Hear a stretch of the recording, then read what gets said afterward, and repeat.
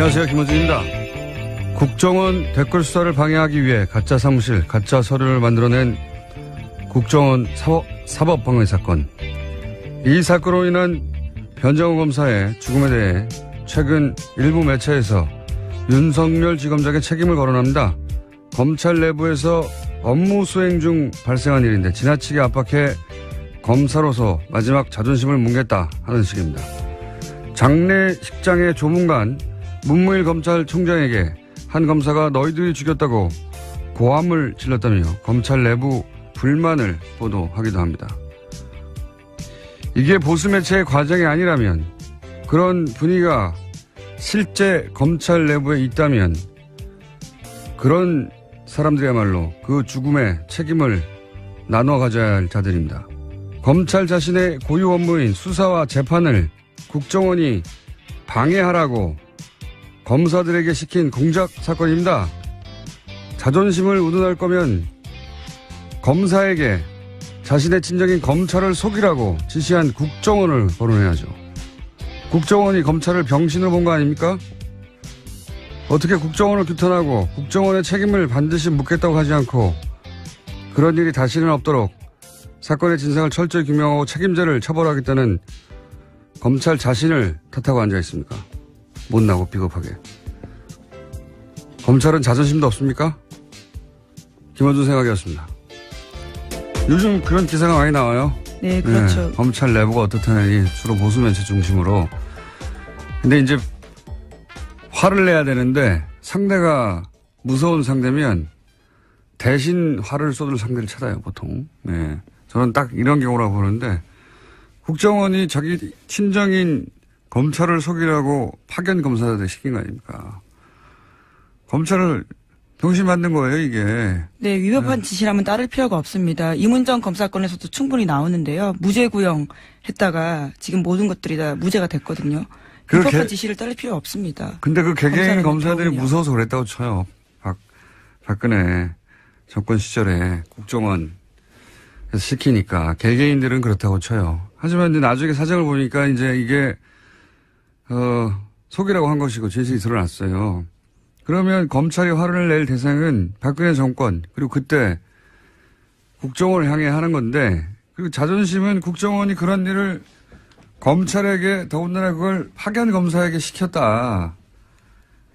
이럴 때 구겨져야 되는 거죠, 자존심이라는 게. 예.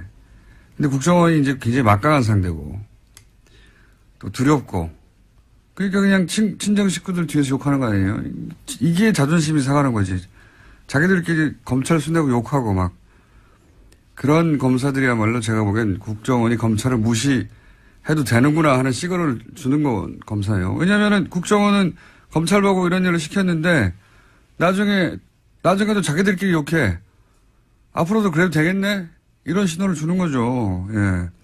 진짜 자존심 상하는 그런 거죠. 그래서 검사들 분위기가 심상치 않다. 그런 기사는 검사들을 두 번 병신으로 만드는 겁니다, 이게. 그런 기사를 보는 우리 시민들은, 뭐야, 이 바보들은. 예. 자존심도 없이. 그렇게 생각하게 만드는 거예요. 예. 바보 같은 일이라고 봅니다, 저는 정말. 어디다가 화를 내고 그래요? 자기들이 당해놓고, 자기들끼리 욕하고. 바보. 첫 뉴스는 뭡니까? 네, 도널드 트럼프 미국 대통령이 어제 방한 일정 마치고 중국으로 떠났습니다. 그러면서 어제 국회에서 연설을 했는데요. 주로 북한 인권 문제를 거론하면서 북한 체제를 비판했습니다. 32분 연설 중에서 24분을 여기다가 썼는데 중국과 러시아의 대북 압박 동참도 촉구했습니다. 하지만 당초 예상됐던 한미 자유 FTA 개정 필요성 등 통상 관련된 압박성 발언은 거의 나오지 않았습니다. 이건 사전에 맞춘 걸로 보여요. 그러니까 북한에 대해서 이제 뭔가 강한 군사적인 발언을 할까봐, 예. 우리로서는 계속 걱정을 했지 않습니까? 근데 이제. 오기 전까지 굉장히 강하게 트위터에다가 메시지를 썼기 때문에요. 걱정할 수밖에 없는 상황이었습니다. 우리 외교 라인에서 결사적으로 그걸 막고 싶었을 거고, 미국 쪽에서는 어쨌든 한반도 긴장의 현장에 가는 건데, 몇 개월 동안 발언했던 그 현장에 가는 건데, 뭔가 반드시 또 발언하긴 해야 되고, 그래서 그걸 이제 인권으로 포커스를 맞추자고 조율을 한 게 아닌가. 예. 저는 이거는 우리 외교라인을 칭찬해야 한다고 봅니다. 인권을 자기가 뭐 그렇게 관심 있다고 20몇 분 동안 북한 인권에 대해서 발언했겠어요. 예. 뭔가 이제 강한 발언을 하긴 해야 되는데 그게 군사적인 것은 안 된다. 우리 쪽에서 막았고 뭐 하긴 해야 되겠는 거 아니냐 그랬더니 이제 인권적으로 간 게 아닌가 싶어요. 영문 연설문 읽어봤어요? 아니요. 한국말이 있는데 왜 굳이. 아니 근데 어감이 다르니까. 네. 예. 대통령 연설 정도 되면은 문장이나 뭐 이런 메시지나 수준도 상당히 높고 뭐 예. 명문도 나오기도 하는데 트럼프 연설문 좀 유치합니다. 내용도 그렇고 예를 들은 것도 수준이 낮아. 예를 들면 뭐 한국 건축 기술 뭐 네, 그렇죠. 우러나면서 63 빌딩. 우리가 미국 가서 엠파이어 스테이트 빌딩을 보라.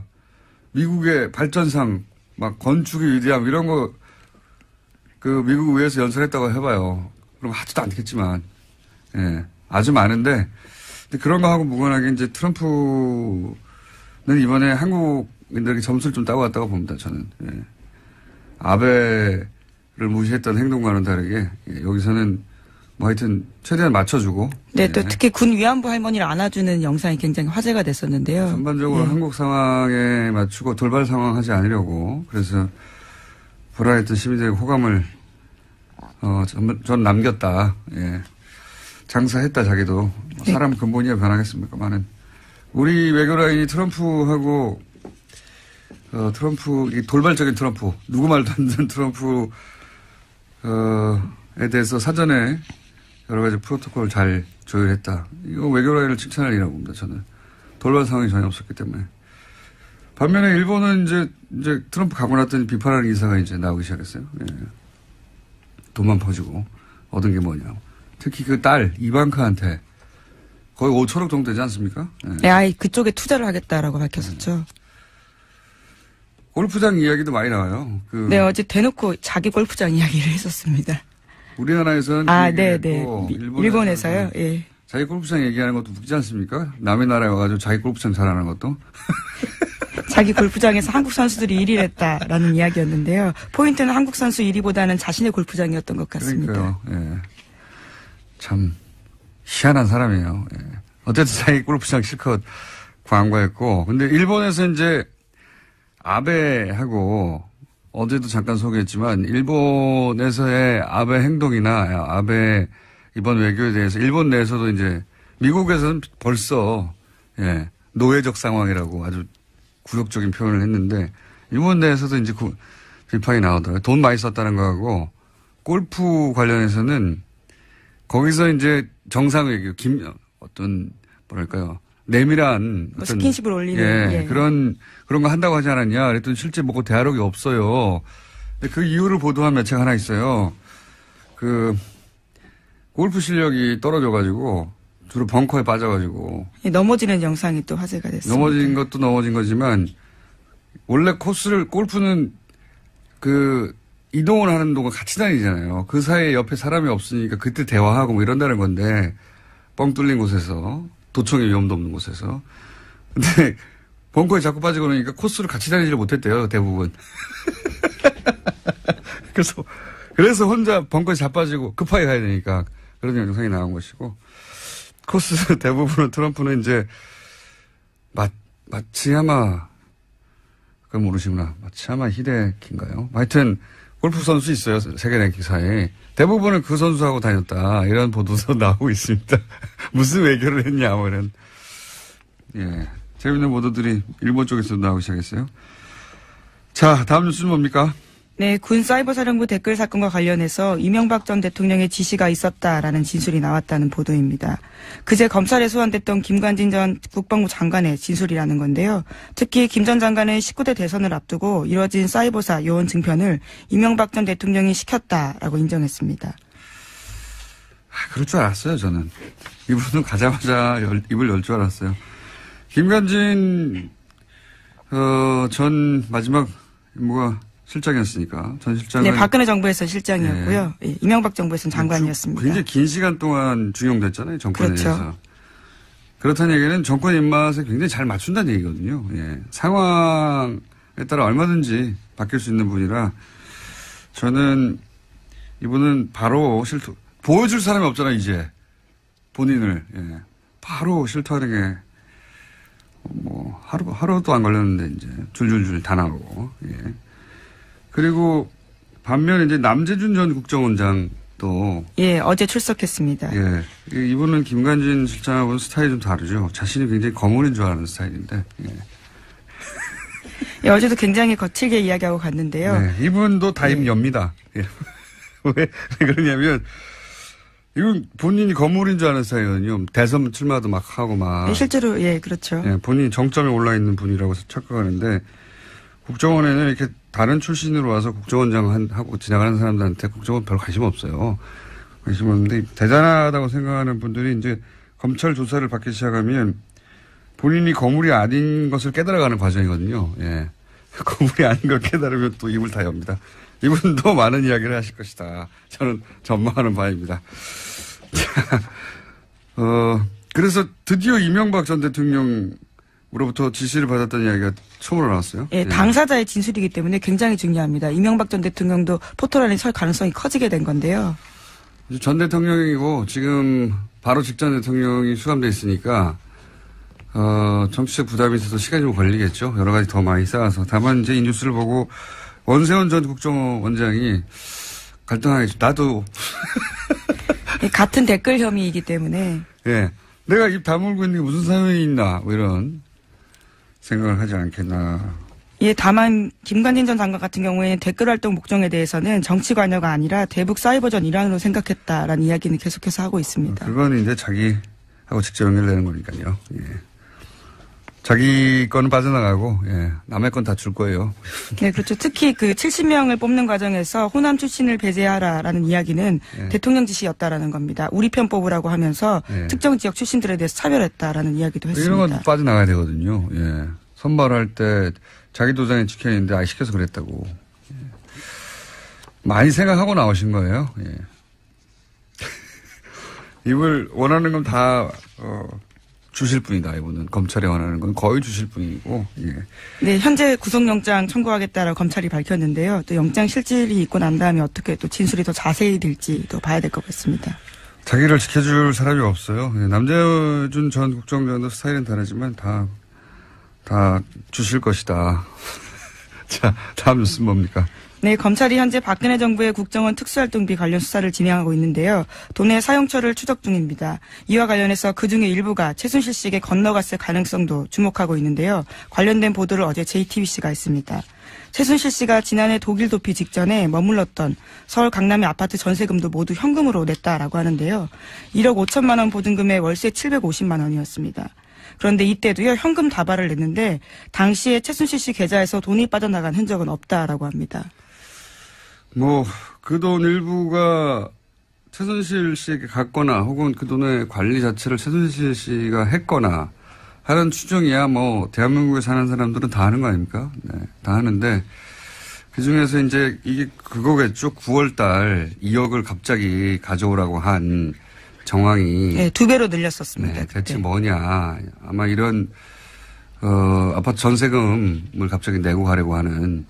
근데 이제 이 거래를 드러나지 않게 하려고 현금으로 한 게 아닐까. 이런 추정을 하게 되는 정황인 거죠. 예. 본인은 부인할 테니까 이걸 어떻게 입증할지는 검찰의 몫입니다만, 예. 그런 정황이 하나 나왔다. 네, 그렇습니다. 그런 정도 뉴스입니다. 예. 자, 지금 5분이 남았네요. 한 2개. 네. 2개 정도 할 수 있을 것 같습니다. 2개 혹은 3개. 다음 뉴스는 뭡니까? 네, 박근혜 정부 국가정보원에서 46일간 단식한 세월호 유가족 김용호 씨의 동향을 수집하고 또 어버이연합의 세월호 규탄 집회를 했다라는 사실이 공식적으로 밝혀졌습니다. 어제 국정원 적폐청산 TF가 밝힌 내용인데요. 국정원의 세월호 여론조작 및 사찰 의혹 조사를 심사한 결과를 발표했습니다. 이건 계속 나왔던 뉴스인데 다시 한번 확인되는 거죠. 예. 아주 공식적으로 이제 인정이 된 건데요. 네. 국정원 스스로 그것을 밝힌 겁니다. 그러니까 이제 매체에다가 기고도 하고 기자회견도 시키고 시위도 시키고 온라인 활동도 시키고 그리고 그때 당시에 크게 문제가 됐던 뭡니까 그 치킨 사들고 폭식투쟁, 속칭. 예. 예. 사람으로 할 짓이 아닌데 굶고 있는 유가족 앞에서 음식을 먹는 식으로 일부러 조롱을 한 행동들입니다. 일베의 유저들이. 근데 일베 뒤에 누가 있는 거 아니냐. 예, 그런 얘기도 그때 나왔었는데 국정원이 그런 활동들 배후에 있다. 라는 의심에 대해서 일부 정도 밝혀낸 거죠. 예. 네, 또 김영호 씨 같은 경우에 단식하다가 병원에 입원했었는데 병원장과 주치의 등을 상대로 김 씨 관련된 정보도 국정원이 확인했다라고 합니다. 그러니까 민간인 사찰 의혹까지도 확인된 거죠. 국정원은 뭐 안 하는 게 없어요. 예. 그리고 국정원이다 하고 가서 뭘 묻는데 대답하지 않는 사람도 거의 없습니다. 국정원이라고 하는데. 전화 안 해요. 자, 다음 소리요. 물어봤나요? 저는 안 합니다. 네. 검찰이 탁현민 청와대 행정관을 공직선거법 위반 혐의 등으로 불구속 기소했다고 밝혔습니다. 문재인 후보가 지난 5월에 문재인 후보의 육성 연설이 포함되었던 2012년 대선 로고송이 선관위에 신고되지 않은 채 스피커로 나갔다라는 점인데요. 해당 행사는 지난 5월 달에 있었습니다. 청와대는 법과 절차에 따라서 결과를 지켜보겠다라면서 원론적 입장 내놨습니다. 이거는 보도가 좀 엉터리가 된 부분이 있어서 제가 해설을 잠깐 하자면 제가 선거법을 좀 압니다. 제가 6년 전인가요? 그때 선거법 관련 재판을 제가 아직도 받고 있습니다, 현재. 그렇기 때문에 좀 아는데, 탁현민 씨 경우는 이제, 내용이 이거예요. 간단하게 얘기하면. 프리허그 이벤트를 했는데, 그때 마지막 퇴장 음악으로 2012년 때, 로고송을 틀었다. 퇴장하는 장면에서. 그러니까 그 순간 그거는 프리허그 이벤트가 아니라 선거운동이다. 이런 논리를 적용한 거거든요. 그걸 틀었기 때문에. 그리고 선거운동이면 그때 쓰인 확성장치는 사전 신고를 해서 딱지를 붙여야 돼요. 이걸 어기면 과태료 50만 원. 예. 일단 과태료 50만 원짜리 하나 있고요. 법조인이신데요. 이 사실 건은 굉장히 작은 건 과태료 50만 원인데. 그리고 그 무대는 행사를 진행하는 곳에서 설치했거든요. 예. 근데 그 무대를 공짜로 사용했다 이겁니다. 그러니까 선거운동이라고 보는 순간부터 뭐 종편에서는 금품을 수수했다 뭐 이런 식으로 보도했는데 이건 일부러 그렇게 보도하는 거예요. 종편은. 청와대 엿먹으라고. 근데 실제 내용은 뭐냐면 남이 설치한 무대에 올라갔으면 돈을 내야지. 선거운동이니까. 다 연결된 거예요. 그런데 돈 안 냈으니까 금품을 수수한 것과 마찬가지다. 이런 논리예요. 예. 실제로 금품을 수수했다는 게 아니라. 선거법 자체가 이제 주목구 부분이 많아요. 근데 이제 뭐 그건 제가 따질 일이 아니고 이 경우는 매우 엄격하게 적용했다. 아주. 예. 하고 싶은 말은 많지만. 여튼 나머지는 법정에 다툴 일이고 사건 자체는 그렇습니다. 예. 하나 정도 더 하고 넘어갈까요? 제목 정도? 네, 트럼프 대통령의 대선 당선 1주년을 앞두고 치러진 버지니아, 뉴저지 주지사 그리고 뉴욕시장 선거 등에서 참패했습니다. 공화당이 참패한 결과가 나왔습니다. 그렇군요. 예, 이제 이게 내일 중간선거가 있거든요. 예. 그러면 이제 공화당이 트럼프하고 같이 가느냐 아니냐 여기에 따라서 매우 중요한 지표가 되는 거죠. 안 그래도 공화당 쪽에서 트럼프가 불안하기 때문에 트럼프 간판으로 선거하면 이길 수 있는가. 예, 그런 걱정들을 하고 있는데 지금 이 트럼프가 진 버지니아 뭐 이런 데가 경합 스윙 스테이트라고 경합주. 예, 민주당이 이겼다 공화당이 이겼다 하는 곳인데 여기서 이제 민주당이 크게 이겼다. 예. 네, 그렇죠. 당장 그래서 버지니아주 공화당 하원 의원들 같은 경우에는요, 민주당의 버지니아 압승은 백악관에 대한 거부로 판단된다면서 트럼프 대통령에 대한 공격을 시작했습니다. 거리두기를 해야 되는 거군요. 예, 이럴 경우에. 그러면 이제 내년에 트럼프의 운명이 이 지방선거와 관련해서 크게 갈릴 수도 있습니다. 어떻게 될지 모릅니다. 예. 네, 물론 트럼프 대통령도 거리두기를 같이 했습니다. 해당 후보의 패배는 자신이 내세운 것을 받아들이지 않았기 때문에 졌다라는 이야기를 트위터에 썼다고 합니다. 원래 트럼프 대통령은 자기가 잘못한 트윗을 하는 적이 없어요. 다 지 탓이다. 바로 직전까지는 그 사람만 응원하고 그랬어요. 트윗으로. 네, 그렇죠. 트위터에다가 썼습니다. 버지니아를 완전히 새롭게 뒤바꿀 거다라는 식의 이야기를 썼는데요. 네네. 결과가 나오자 바로 또 거리뒀습니다. 내 말을 안 들어서 이렇게 됐다고. 예. 자, 여기까지 하겠습니다. 시사인의 김은지였습니다. 감사합니다.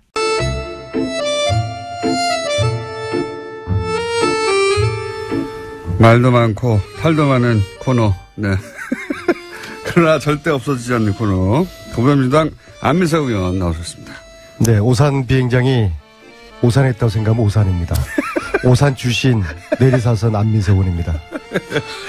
자유한국당의 김성태 의원 나오셨습니다. 안녕하십니까? 예, 안녕하세요.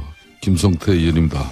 이번 국정감사에서 네이버는 우리 국민들에게 핫 이슈로 이렇게 떠올랐습니다. 갑자기 네이버를 또. 제가 이 이야기는 이제 안민석 의원이 이 방송을 통해서 늘 뭐 엄청난 이슈를 이렇게 던지는 경우가 많았는데 제가 하나 알려드리려고 하고 있습니다. 어떤 걸 기대가 되는데요.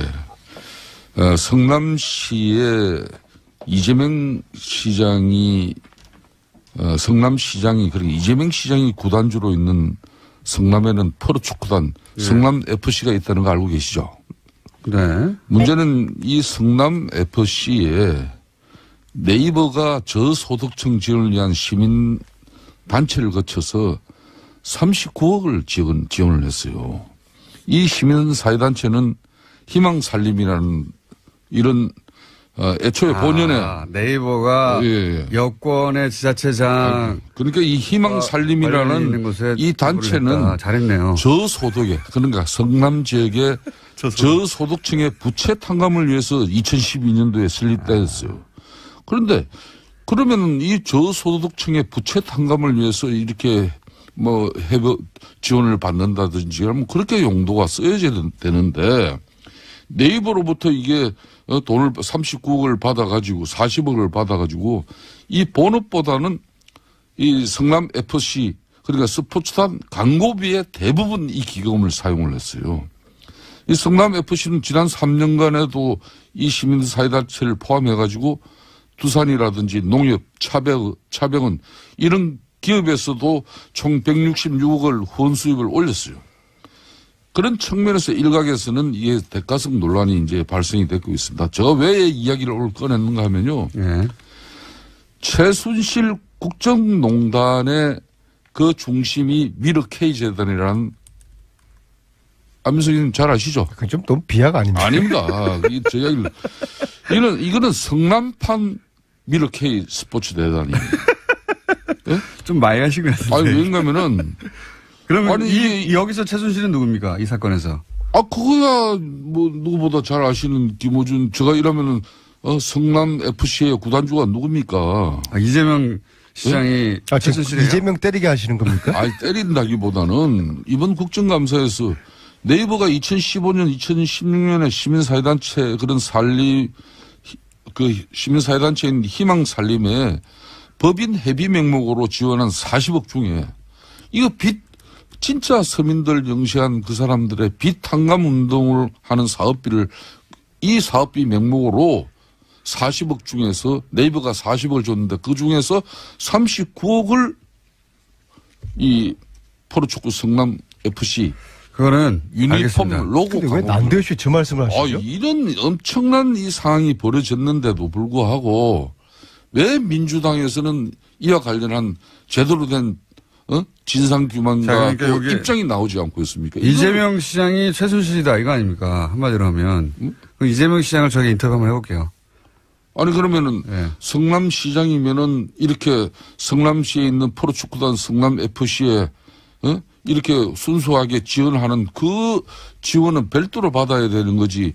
왜 희망살림이라는 이런 시민단체, 이 시민단체는 저소득층의 가계부채 탕감을 위해서 설립된 그런 본연의 임무가 있는데 돈은 일로 받아가지고 알겠습니다. 왜 불러주냐 말이에요. 이건 대단히 잘못된 이런 한마디로 일이 있는 것도 안민석 의원께서도 맨날 뭐 자유한국당 그리고 이명박 다스 이렇게 하고 이런 것만 하지 마시고 자체 내부도 좀 뒤다보세요 좀. 저는 이번 국정감사를 정점으로 정치인의 사명과 임무는 국민들을 잘 먹고 잘 살게 하기 위한 것이다. 그래서 정책과 비전 위주의 의정 활동으로 확 180도 전환을 했습니다. 저는 저런 이야기에 네. 별 관심도 없어요. 더 이상? 네. 예. 이제는 뭐 최순실 자금 찾는 것도 안 하시는 겁니까? 그거는 좀 그것만 마무리. 빼고. 예, 예, 그것만 빼고. 그거는 예, 그건 문제는 끝나지 않은 전쟁을 수행을 해야죠. 예. 그거는 저희가 예. 네이버가 이 예. 40억을 성남시에 그러니까 희망살림에 기부한 그 달에 예. 네이버가 제2 사옥이 필요했어요. 근데 그 제2 사옥의 허가가 공교롭게 그달 납니다. 무슨 얘기인지 알겠습니다. 이 부분은 김성태 의원님이 뭐 문제 삼고 싶으신 부분은 네이버에서 성남시 쪽에다가 지원을 하고 성남시 쪽에서는 제2사옥에 대해서 허락을 하였다. 이런 얘기죠. 왜? 뭐 특혜 준 게 있어요? 의혹이죠, 의혹. 특혜 준 게 있어요? 아니 그 공교롭게 그렇게 맞아 떨어져요. 네. 그 우연이겠죠, 그거는. 왜 우연이죠? 네이버가 이렇게 성남시에 분당 정자동인가 어디에 의원님, 그건 충분히 알았고요. 제가 이재명 시장을 최순실하고 정치시키는 거는 그건 좀 너무 과하신 거예요. 이건 내용을 저희가 모르니까 한번 이 부분도 이 부분을 저희가 도 이제 이런 부분도 저는 국민들 먹고 사는 문제만 관심이 있어요. 일단 내용을 의원님도 모르고 그러니까 안민석 의원님도 모르고 저도 몰라서 요거는 저희가 빠른 시간 내에 이재명 시장님 연결해가지고 사정을 확인해 보겠고 어쨌든 지금 문제 삼으신 것은 성남시하고 네이버 사이에 물밑에서 거래가 있는 게 아니냐 이거죠. 아니 성남시가 희망살림이라는 시민사회단체를 설립한 것은 저소득층의 빚을 탕감해주기 위해서 말 그대로 좋은 일로 만드는 거예요. 의원님 충분히 말씀하셨어요. 그러면 쓸데없는 말씀하시 그만하시고 진도 나갑시다. 네. 아니 의혹을 제기하셨기 때문에 그 부분에 대해서는 아는 사람이 답을 해요. 저희는 알지를 못하기 때문에 내용을. 저는 의혹도요. 제가 저런 건 좀 과거에 최순실 추적을 많이 했지 않습니까? 발로 뛰면서 최소한 저런 말씀하기 위해서는 내부자의 김아무개의 증언에 의하면 그런 거 정도는 이야기하셔야지 어디서 프린트해가지고 자료 찾아가지고 말씀하시면은 그별 신뢰성이 없어요. 조선비지에 실린 거예요. 조선비지. 예. 이게 지금 현재 자유한국당 정치보복대책 특위에서 그 위원장이 김성태 의원님이시죠? 그렇습니다. 그 첫 번째 터트린 게 이재명 때리기 저겁니까?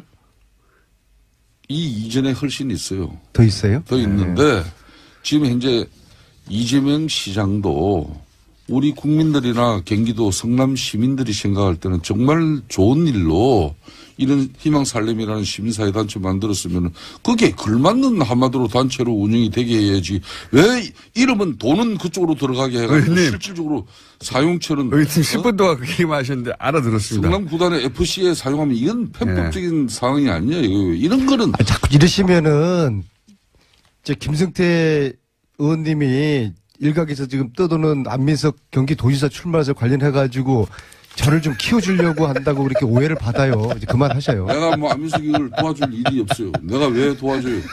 네? 아니 우리 당과 우리 정권을 그렇게 망친 당신에게 내가 왜 도와줍니까? 저는 최순실 재산 특별법 통과되기 전에는 저는 아무것도 안 합니다. 저는 당직도 안 맡을 거고요. 하라고 그래도 안 할 거예요. 그거 다 끝나도 당직 맡을 수 있으시겠어요? 아니 지금 왜 김어준 공장장이 이 문제가 이번 아니 최순실 재산 몰수 안 할 겁니까? 민주당이 여기서 김성태 의원님 알겠습니다. 제가 꼭 이재명 씨한테 물어보겠습니다. 공장장 최순실 재산 몰수 안 할 겁니까? 그렇게 하시니까 국민의당에서 고발하는 거 아닙니까 의원님을 국민의당 괴롭힌다고. 세 번째 고발 당했는데요. 저는 이번엔 제가 왜 고발당하는지 모르겠어요. 아마 그분들도 저를 왜 고발했는지 이유를 모를 거예요. 안민석 의원님 제일 만만하니까 막 하는 겁니다. 아니, 그리고 제가 이런 거 하시기 어려운 거죠. 김성태 의원님이 안민석 때문에 정치 인생 망쳤다고 말씀 지난번 하셨잖아요. 저는 이렇게 보면은 뉴스공장 때문에 제 정치 인생이 굉장히 많이 꼬였어요. 꽃피었죠. 고발도 많이 당하고 이번에 국민당이 고발한 이유는 전 제가 볼 때는 안철수의 복수라고 봅니다. 본인은 적폐청산은 정치 보복이라고 말씀하셨지만은 안민석에 대한 복수를 좀 중간에 왜 있어요. 의원님한테 복수를 합니까? 이것도 뉴스공장 때문에 그런 거 아니에요. 박근혜 같은 혼밥 쪽일 수 있는 그런 의심을 제가 그런 말을 한 게 아니고 의원님이 그런 말을 하신 거 아닙니까? 그래서 국민당이 난리가 난 거 아닙니까? 그래서 그거 화날 수 있죠. 뉴스공장은 이런 겁니다.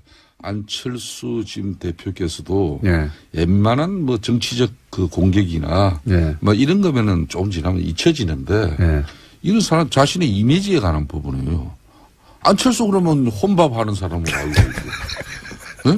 그 혼밥의 문제 제기를 그렇게 실질적으로 혼밥하는 사람으로 만들고 아주 인식한 사람으로 상임위에서 동료 의원들한테 밥도 한 그릇 안 사는 사람으로. 안 사는 게 아니라 그거를 자꾸 밥을 안 샀다기보다는 안민석한테 안 샀다고 그렇게 소통을 잘 안 했다 이런 의미죠. 차 한 잔도 안 마시고 그렇게 밥 한 끼 같이 안 먹었다 그 말씀을 한 것이죠. 그래서 박근혜와 같은 혼밥적일 가능성을 대선 후보로 나온 안철수에 대한 그런 실체를 제가 제기를 한 건데, 어쨌든 그러면 안철수 그 대표가 그 당시에 이래야 되는 거죠. 야, 아니요, 나하고 밥 한 끼 먹자. 아유, 뭐 그런 가지고 그러냐.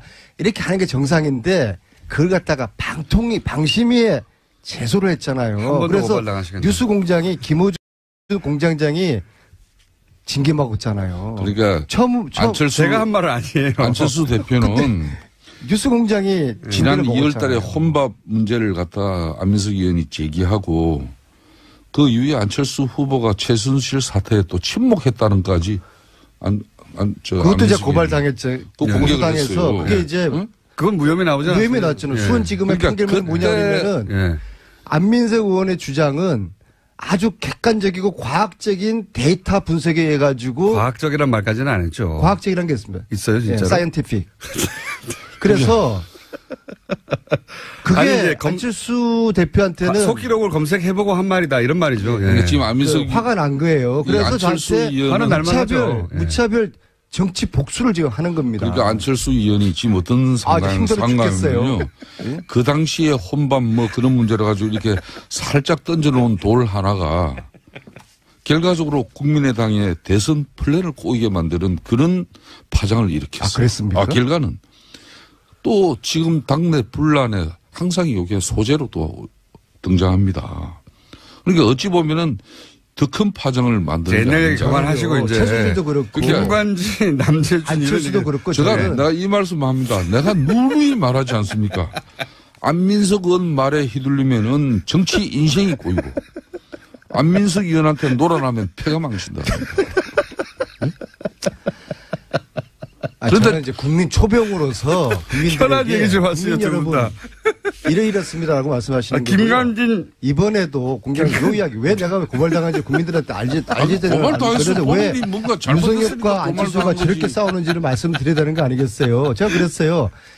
제가 제출한 최순실재산 몰수법 여기에 이게 최순실의 저주입니다. 이 몰수법에 국민당 의원들이 반밖에 서명하지 않았다. 그래서 소극적이다라고 이야기를 하니까 작년 연말에 국민당은 당론 발의했는데 안민석 의원이 허위 사실을 방송에서 이야기했다. 그랬던 거 아닙니까? 의원님 억울한 거 알겠고요. 사과를 했어요. 그럼 법정에서 해결하시고요. 국민당이 발의만 해놓고 아무것도 안 해서 나는 몰랐다. 아마 공장장도 몰랐을 거예요. 그래서 내가 사과를 했어요. 페북에. 그런데 그 다음날 저를 검찰에 고발을 하더라고요. 자, 축하드리고요. 자. 예? 네이버가. 그러니까 유성엽 의원이 야, 이거 너무 옹졸하고 치사한 거 아니냐. 초딩같이 왜 이러냐. 좀 이야기합시다. 그래서 그랬더니 유성엽 안철수하고 지금 전쟁이 벌어지고 있는 겁니다. 말씀하세요. 안민석 의원님. 고발 당해보세요. 심정이 어떤지. 왜 네이버가 성남시 분당구 정자동에 처음부터 사실을 그 제2 사업을 이렇게 짓고자 했는데 그런 측면에서 왜 희망살림이라는 그런 시민단체를 통해서 네이버가 40억을 쏘아줄까요? 똑같은 걸 또 읽으시면 어떻게 합니까? 세 번째. 그런 진실도 좀 밝혀보세요. 알겠습니다. 제가 꼭. 이재명 이야기는 이제 그만하시고. 아니, 안철수 대표님 얘기도 그만하시고요. 이재명 시장하고 동업자입니까? 좋아하죠. 네? 그만들 하시고요. 이재명 시장. 자신들이 이런 문제 있는 거는 말 안 하고. 제가 물어보고 제가 다음 주에 말씀드릴게요. 진도를 좀 나가주면, 예. 두 분이 충분히 하셨어요. 자. 안철수 복수. 그만하시고 이제. 김관진 전 국방장관, 예. 일단 그부터 해야 되겠군요. 어쨌든, 한미 정상회담이 있었지 않습니까? 한마디씩 총평 좀 해주시면요. 저는 이번에 트럼프 대통령 방안에 따라가지고 특히 어제는 국회 연설이 있었습니다. 네. 그동안 트럼프 대통령이 입만 열면은 논란이 되지 않았습니까? 네. 그래서 이번 국회 연설을 앞두고도 상당히 염려를 하는 의원들이 많았어요. 그런데 어제 트럼프 대통령이 취임한 이후에 지금 현재 자기네들도 그렇고 언론들도 최고의 연설을 하지 않았나 이렇게 평가가 이루어지고 있죠. 우선 메시지 자체가 그 어느 때보다도 정제되면서 힘이 있었습니다. 그러니까 막말이 전혀 여기는 섞이지 않았다는 것이죠. 특히 한국에 대한 애정, 그러니까 한국의 성장, 발전, 그리고 심지어 미국을 석권하고 있는 그런 여성 프로 골퍼들에 대한 칭찬에서부터 또 한국 작가들이 연간 4만 권에 이르는 책을 저술하고 있다는 그런 측면에 참 그런 이야기를 이렇게 곁들이면서 하는 걸 보고 많이 준비했구나. 반면에 북한에게는 한국이 이렇게 이룩한 기적에 빗대서 강력한 경고를 한 방 날렸습니다. 그런 측면에서 또 굳건한 한미 동맹을 재확인할 수 있었던 그런 자리이기 때문에 저는 큰 의미가 있었다고 봅니다.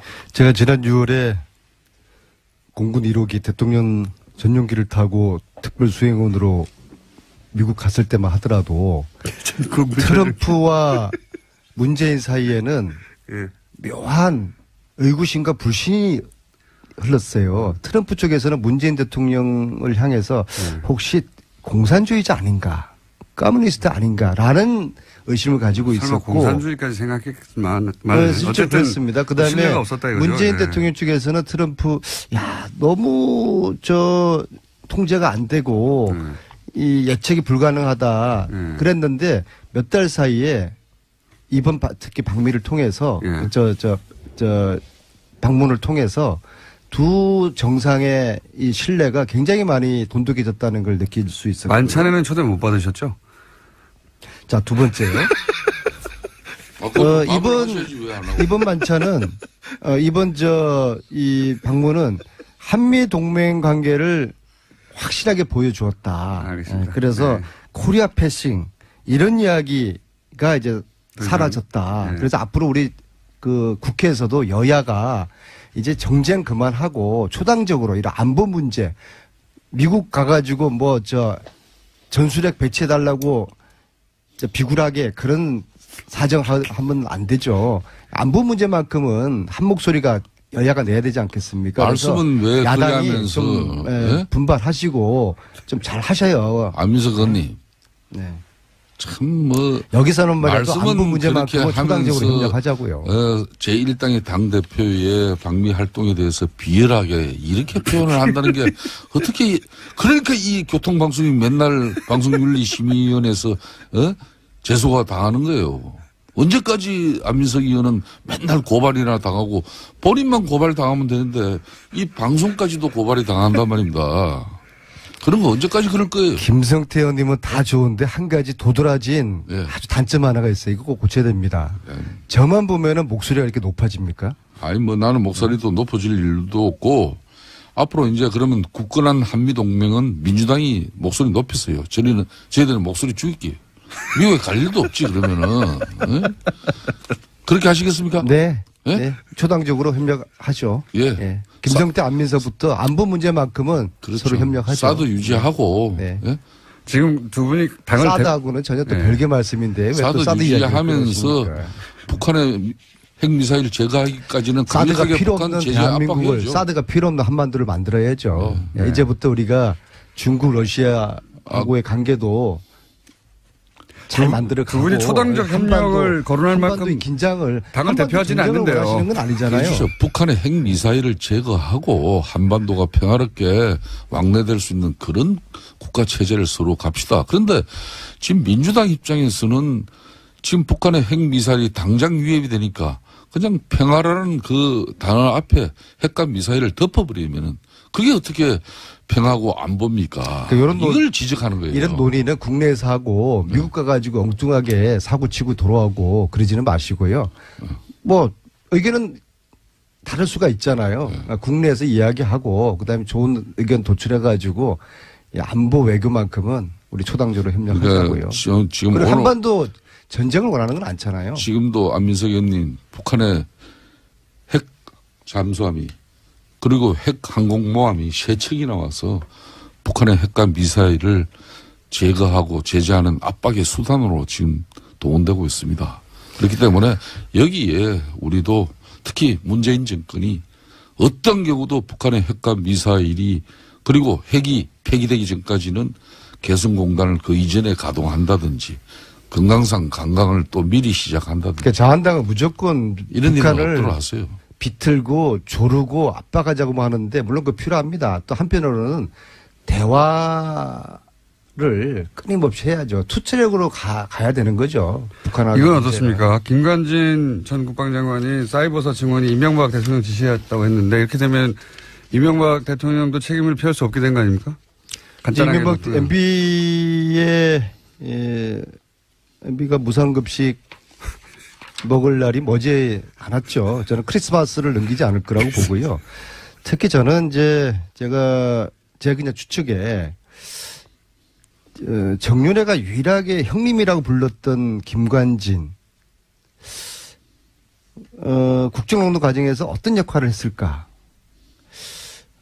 끊임없이 제기되는 MBC뿐만 아니라 박근혜 정권에서도 역할을 했을 것이다. 최순실이가 어떤 무기와의 무기 거래 이런 이야기들이 저는 김관진의 커넥션 이 부분을 검찰이 이 부분을 최순실, 김관진 무기 거래 이 부분을 검찰이 저는 김관진을 구속시켜야 된다 봅니다. 안민석 의원님, 영장은 청구됐습니다 이미. 제가 이참에 한 말씀 드리겠습니다. 그런데 판사들을 믿을 수 없다기는 좀 그렇지만요. 고발당하신 입장에서 그런 말 하시면 안 되고요. 아니, 그리고 말이에요. 법정에 쓰실 텐데. 지난번에 이영훈 부장판사 있지 않습니까? 이재용의 그 주심판사를 맡아서 그것도 역시 제가 뉴스공장에서 그 사실을 이영훈 판사의 장인이 최순실의 후견인이다.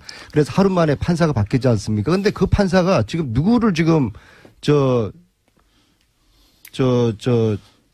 안민석 의원님. 주심 판사입니다. 누구의 주심 판사냐면요. 우병우입니다. 우병우. 저는 이게 이해할 수가 없어요. 한 말씀 드리겠습니다. 조금 전에 이제 전직 대통령 이명박 대통령을 이제 국가가 주는 밥을 드실 때 다 됐다 이제 이런 이야기를 하셨는데 그냥 무상급식이라고 표현했습니다. 저는 그래요. 차라리 그러면은 이명박 전 대통령에 대해서 이 댓글과 관련해 가지고 정확하게 이 정권이 당신을 갖다 구속시키겠다. 많잖아요. 선언하세요. 수사를 제가 왜 그런가 하면은 어제도 정말 저희들이 볼 때는 억울하고 정말 가슴 아픈 그 죽음이 어제 발인이 이루어졌어요. 그러니까 변창훈 검사입니다. 또 지난 30일에는 정모 변호사로만 알려진 국정원의 변호사. 오직하면 우리 사회가 그분의 조남자도 이렇게 알 수 없는 그런 정모 변호사의 그 안타깝고 억울한 죽음. 제가 파악을 했어요. 그분의 성함이 망인의 성함이 정치호입니다. 정치호 변호사의 그 또 안타까운 죽음에 대해서 그 죽음이 왜 이루어졌겠습니까? 아니 고인들의 죽음은 안타깝지만요. 국정원 댓글 수사로 인해서 국정원장을 구속시켰으면은 국정원장이 그걸 책임지는 것이지 또 더 나아가서 MB에 대해서 그 최종 종착역이 목적은 무상급식을 무료로 드리는 그 이유로 하면은 그렇게 바로 가서 왜 주변에 이 참 힘없고 이 정말 시켜서 할 수밖에 없었던 그 상황의 공직자들을 죽음으로 내보는 국정농단에 부역했던 살인정치, 보복정치 국정농단에 부역했던 검사나 변호사 관련자들은 자살할 게 아니라 자백을 해야 되는 것이죠. 이 변창훈 검사 사망 사건은 문재인 독재가 홍위병을 앞세운 대통령 정치와 친문 독재를 넘어서 살인 독재로까지 치닫고 있는 이런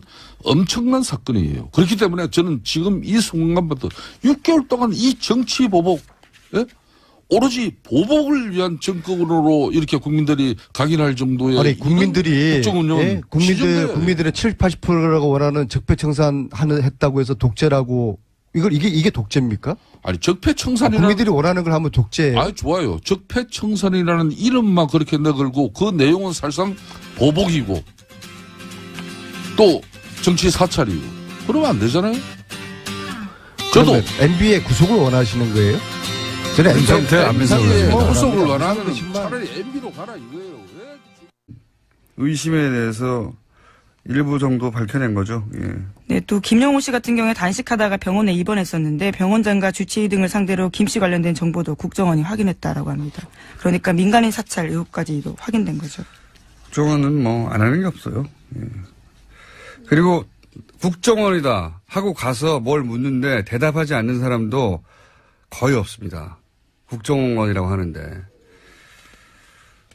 전화 안 해요. 자, 다음 소리요. 물어봤나요? 저는 안 합니다. 네.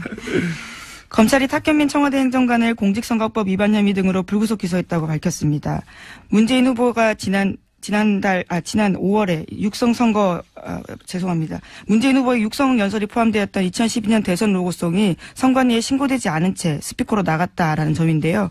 해당 행사는 지난 5월 달에 있었습니다. 청와대는 법과 절차에 따라서 결과를 지켜보겠다라면서 원론적 입장 내놨습니다. 이거는 보도가 좀 엉터리가 된 부분이 있어서 제가 해설을 잠깐 하자면 제가 선거법을 좀 압니다.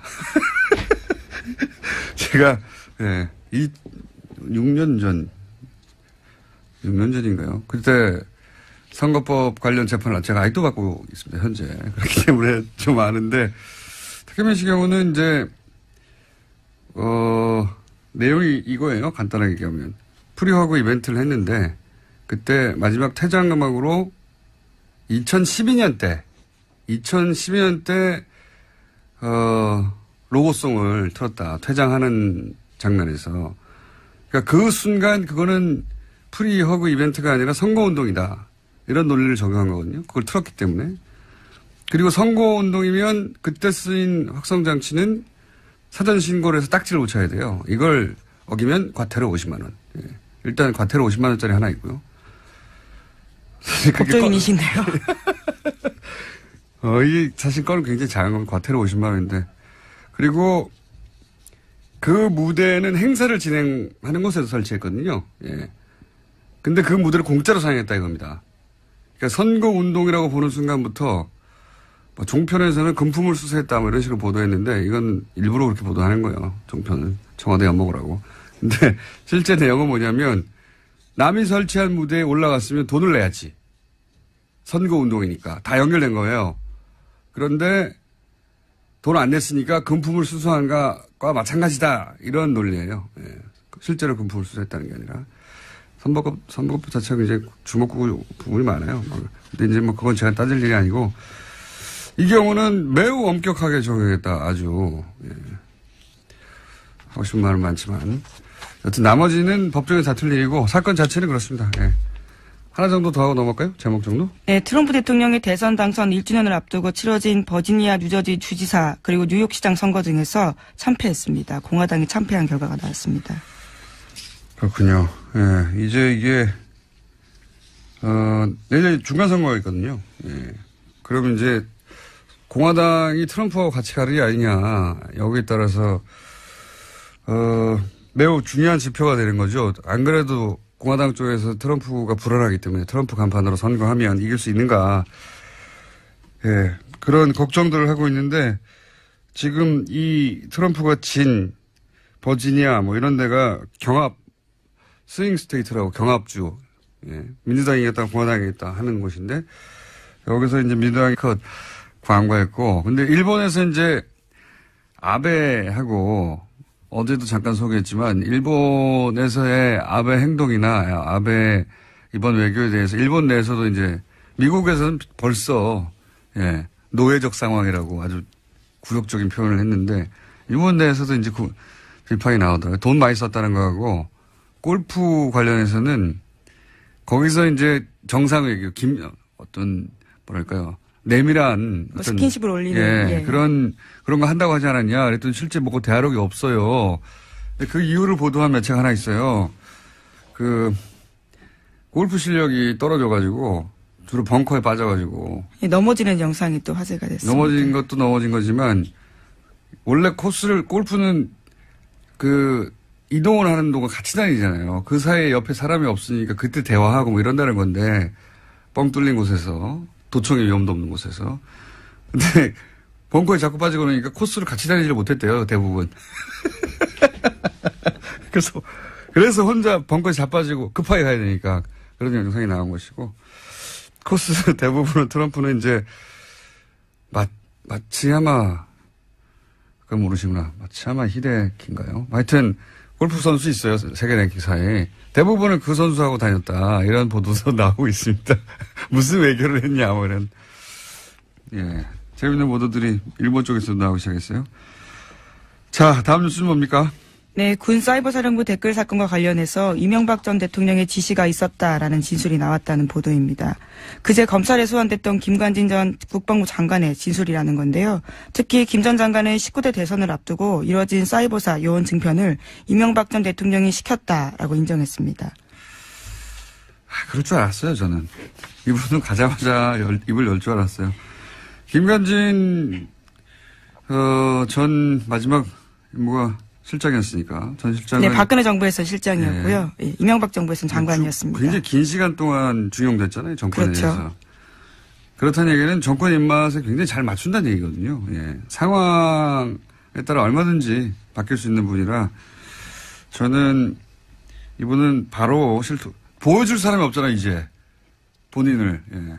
바로 실토하는 게 뭐 하루도 안 걸렸는데 이제 줄줄줄 다 나오고. 예. 그리고 반면에 이제 남재준 전 국정원장도 예, 어제 출석했습니다. 예. 이분은 김관진 실장하고는 스타일이 좀 다르죠. 자신이 굉장히 거물인 줄 아는 스타일인데. 예. 예, 어제도 굉장히 거칠게 이야기하고 갔는데요. 네, 이분도 다임 엽니다. 예. 왜 그러냐면 이건 본인이 거물인 줄 아는 스타일이거든요. 대선 출마도 막 하고 막. 예, 실제로 예, 그렇죠. 예, 본인이 정점에 올라 있는 분이라고 착각하는데 국정원에는 이렇게 다른 출신으로 와서 국정원장 하고 지나가는 사람들한테 국정원 별 관심 없어요. 관심 없는데 대단하다고 생각하는 분들이 이제 검찰 조사를 받기 시작하면 본인이 거물이 아닌 것을 깨달아가는 과정이거든요. 예. 거물이 아닌 걸 깨달으면 또 입을 다 엽니다. 이분도 많은 이야기를 하실 것이다. 저는 전망하는 바입니다. 자, 그래서 드디어 이명박 전 대통령으로부터 지시를 받았다는 이야기가 처음으로 나왔어요. 예, 당사자의 진술이기 때문에 굉장히 중요합니다. 이명박 전 대통령도 포토라인에 설 가능성이 커지게 된 건데요. 전 대통령이고 지금 바로 직전 대통령이 수감돼 있으니까 정치적 부담이 있어서 시간이 좀 걸리겠죠. 여러 가지 더 많이 쌓아서. 다만 이제 이 뉴스를 보고 바보. 첫 뉴스는 뭡니까? 네, 도널드 트럼프 미국 대통령이 어제 방한 일정 마치고 중국으로 떠났습니다. 그러면서 어제 국회에서 연설을 했는데요. 주로 북한 인권 문제를 거론하면서 북한 체제를 비판했습니다. 32분 연설 중에서 24분을 여기다가 썼는데 중국과 러시아의 대북 압박 동참도 촉구했습니다. 하지만 당초 예상됐던 한미 자유 FTA 개정 필요성 등 통상 관련된 압박성 발언은 거의 나오지 않았습니다. 이건 사전에 맞춘 걸로 보여요. 그러니까 북한에 대해서 이제 뭔가 강한 군사적인 발언을 할까봐, 예. 우리로서는 계속 걱정을 했지 않습니까? 근데 이제. 오기 전까지 굉장히 강하게 트위터에다가 메시지를 예. 썼기 때문에요. 걱정할 수밖에 없는 상황이었습니다. 우리 외교 라인에서 결사적으로 그걸 막고 싶었을 거고, 미국 쪽에서는 어쨌든 한 번도 긴장의 현장에 가는 건데, 몇 개월 동안 발언했던 그 현장에 가는 건데, 뭔가 반드시 또 발언하긴 해야 되고, 그래서 그걸 이제 인권으로 포커스를 맞추자고 조율을 한 게 아닌가, 예. 저는 이거는 우리 외교 라인을 칭찬해야 한다고 봅니다. 인권을 자기가 뭐 그렇게 관심 있다고 20몇 분 동안 북한 인권에 대해서 발언했겠어요. 예. 뭔가 이제 강한 발언을 하긴 해야 되는데 그게 군사적인 것은 안 된다. 우리 쪽에서 막았고, 뭐 하긴 해야 되는 거 아니냐 그랬더니 이제 인권적으로 간 게 아닌가 싶어요. 영문 연설문 읽어봤어요? 아니요. 한국말이 있는데 왜 굳이. 아니, 근데 어감이 다르니까. 네. 예. 대통령 연설 정도 되면은 문장이나 뭐 이런 메시지나 수준도 상당히 높고, 뭐 예. 명문도 나오기도 하는데 트럼프 연설문 좀 유치합니다.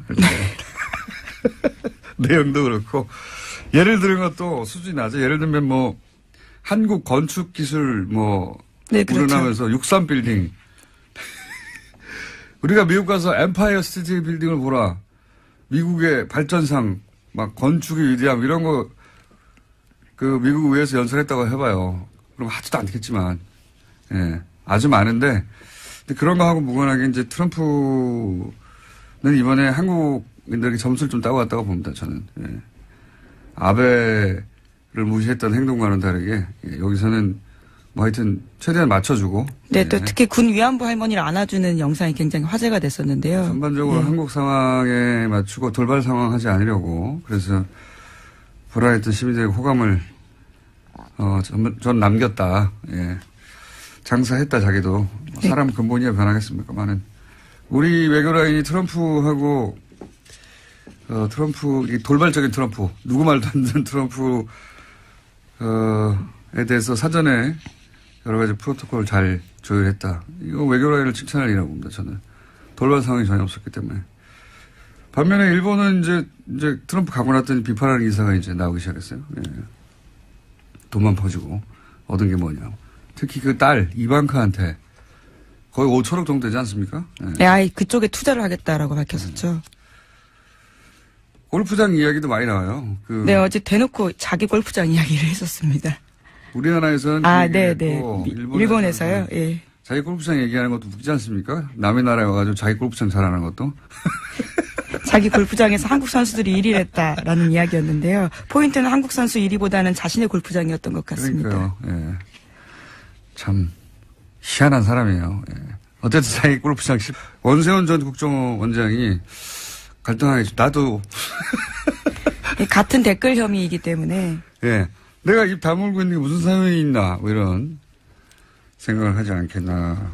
예, 다만, 김관진 전 장관 같은 경우에는 댓글 활동 목적에 대해서는 정치 관여가 아니라 대북 사이버전 일환으로 생각했다라는 이야기는 계속해서 하고 있습니다. 그건 이제 자기하고 직접 연결되는 거니까요. 예. 자기 거는 빠져나가고, 예. 남의 건 다 줄 거예요.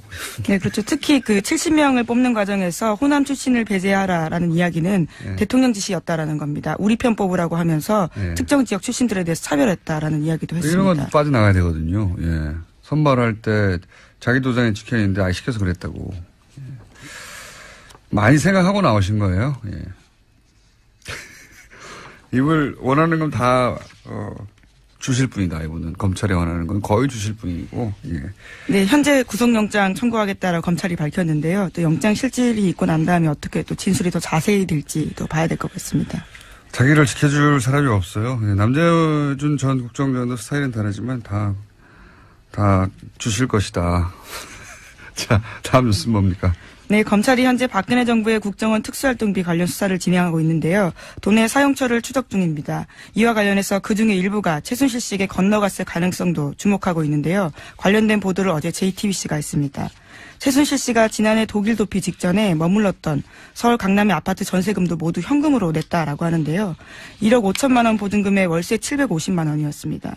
그런데 이때도요, 현금 다발을 냈는데 당시에 최순실 씨 계좌에서 돈이 빠져나간 흔적은 없다라고 합니다. 그 돈 일부가 최순실 씨에게 갔거나 혹은 그 돈의 관리 자체를 최순실 씨가 했거나 하는 추정이야 대한민국에 사는 사람들은 다 하는 거 아닙니까? 네, 다 하는데 그 중에서 이제 이게 그거겠죠. 9월 달 2억을 갑자기 가져오라고 한 정황이. 네, 2배로 늘렸었습니다. 네, 대체 뭐냐. 아마 이런, 아파트 전세금을 갑자기 내고 가려고 하는. 근데 이제 이 거래를 드러나지 않게 하려고 현금으로 한 게 아닐까. 이런 추정을 하게 되는 정황인 거죠. 예. 본인은 부인할 테니까 이걸 어떻게 입증할지는 검찰의 몫입니다만, 예. 그런 정황이 하나 나왔다. 네, 그렇습니다. 그런 정도 뉴스입니다. 예. 자, 지금 5분이 남았네요. 한 2개. 네. 2개 정도 할 수 있을 것 같습니다. 2개 혹은 3개. 다음 뉴스는 뭡니까? 네, 박근혜 정부 국가정보원에서 46일간 단식한 세월호 유가족 김용호 씨의 동향을 수집하고 또 어버이연합의 세월호 규탄 집회를 했다라는 사실이 공식적으로 밝혀졌습니다. 어제 국정원 적폐청산 TF가 밝힌 내용인데요. 국정원의 세월호 여론조작 및 사찰 의혹 조사를 심사한 결과를 발표했습니다. 이건 계속 나왔던 뉴스인데 다시 한번 확인되는 거죠. 예.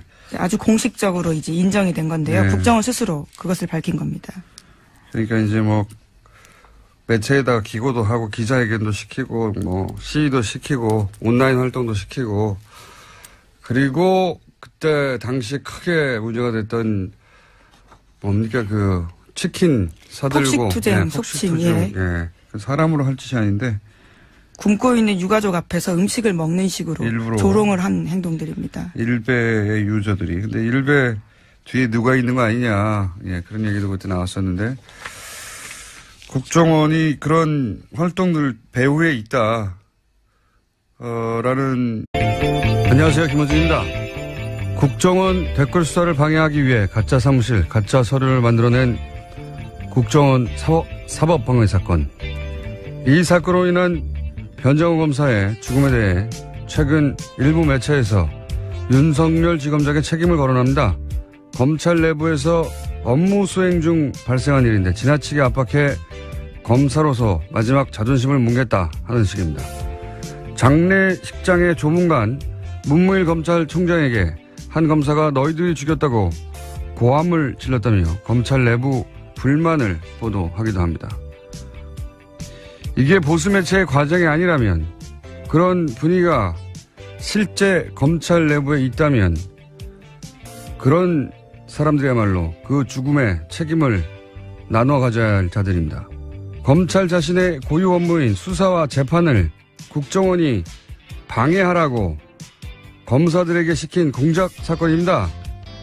자존심을 운운할 거면 검사에게 자신의 친정인 검찰을 속이라고 지시한 국정원을 거론해야죠. 국정원이 검찰을 병신으로 본 거 아닙니까?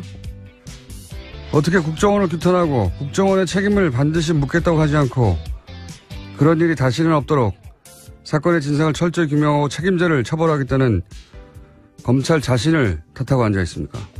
못나고 비겁하게. 검찰은 자존심도 없습니까? 김원준 생각이었습니다. 요즘 그런 기사가 많이 나와요. 네, 그렇죠. 네, 검찰 내부가 어떻다니 주로 보수 매체 중심으로. 근데 이제 화를 내야 되는데 상대가 무서운 상대면 대신 화를 쏟을 상대를 찾아요, 보통. 네. 저는 딱 이런 경우라고 보는데 국정원이 자기 친정인 검찰을 속이라고 파견 검사들 시킨 거 아닙니까? 검찰을 병신 만든 거예요, 이게. 네, 위법한 지시라면 따를 필요가 없습니다. 이문정 검사건에서도 충분히 나오는데요. 무죄 구형했다가 지금 모든 것들이 다 무죄가 됐거든요. 위법한 지시를 따를 필요 없습니다. 근데 그 개개인 검사들이 무서워서 그랬다고 쳐요. 박근혜 정권 시절에 국정원에서 시키니까 개개인들은 그렇다고 쳐요. 하지만 이제 나중에 사정을 보니까 이제 이게 속이라고 한 것이고 진실이 드러났어요. 그러면 검찰이 화를 낼 대상은 박근혜 정권 그리고 그때 국정원을 향해 하는 건데, 그리고 자존심은 국정원이 그런 일을 검찰에게, 더군다나 그걸 파견 검사에게 시켰다. 이럴 때 구겨져야 되는 거죠, 자존심이라는 게. 예. 근데 국정원이 이제 굉장히 막강한 상대고 또 두렵고, 그러니까 그냥 친정 식구들 뒤에서 욕하는 거 아니에요. 이게 자존심이 상하는 거지. 자기들끼리 검찰 순대고 욕하고 막 그런 검사들이야말로 제가 보기엔 국정원이 검찰을 무시해도 되는구나 하는 시그널을 주는 건 검사예요. 왜냐하면은 국정원은 검찰 보고 이런 일을 시켰는데 나중에도 자기들끼리 욕해. 앞으로도 그래도 되겠네? 이런 신호를 주는 거죠. 예. 진짜 자존심 상황은 그런 거죠. 그래서 검사들 분위기가 심상치 않다. 그런 기사는 검사들을 두 번 병신으로 만드는 겁니다, 이게. 그런 기사를 보는 우리 시민들은, 뭐야, 이 바보들은. 예. 자존심도 없이. 그렇게 생각하게 만드는 거예요. 예. 바보 같은 일이라고 봅니다, 저는 정말. 어디다가 화를 내고 그래요? 자기들이 당해놓고, 자기들끼리 욕하고.